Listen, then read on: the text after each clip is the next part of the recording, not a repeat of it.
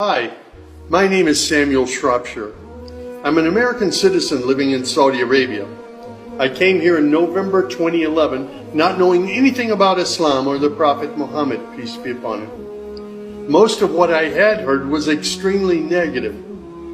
In America, our news channels boosted their on-air ratings by regularly sensationalizing breaking news of terrorism.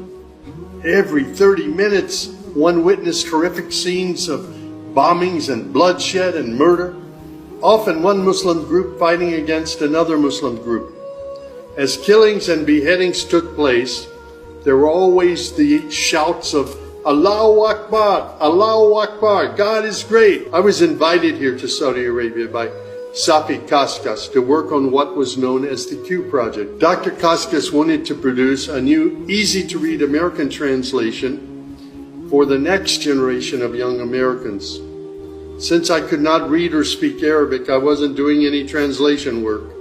I was simply invited here to check the English to make certain that this new interpretation of the Quran was easily understood. My work, of course, required that I read the Quran over and over again. Well, as you can imagine, having no knowledge of Islam, I had hundreds and hundreds of questions. I was shocked as I read to find that Jesus, peace be upon him, was often mentioned in the Quran. Jesus was presented as one of the greatest prophets. And even the story of the virgin birth was mentioned there. Many of the miracles that Jesus had done, I found them in the Quran. There were even a couple of Jesus miracles mentioned in the Quran that were not mentioned in the Bible. Evenings were mostly spent alone in a bedroom that had been set up for me in Dr. Safi's office. At night, I would stand on the balcony of that building and I would look across a very busy boulevard to a mosque. And I would hear the calls to prayer. I would see men and women coming to the mosque and leaving the mosque. Children were playing football in the mosque parking lot.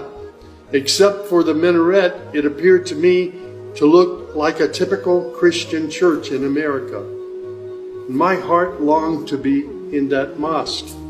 I felt compelled by God to go there. A few months later, I got up the courage to walk down the street and to knock on the door of Taqwa Mosque. Now, nobody knocks on the door of a mosque. Normally, they just open the door and they walk right in. But I was not sure how I'd be received, so I stood there knocking until someone came to the door.